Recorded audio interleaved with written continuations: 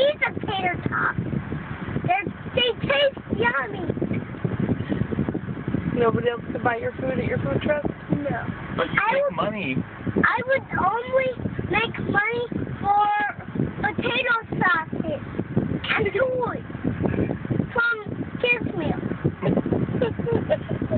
And that's But if you're not going to sell food, you can't sell a kid's meal. I would buy a kids' meal and sell it. If it has potato sauce on all of it. What's potato sauce? How much your kid's meal cost? $1. $1? Yeah. Deal. And $2. And $3.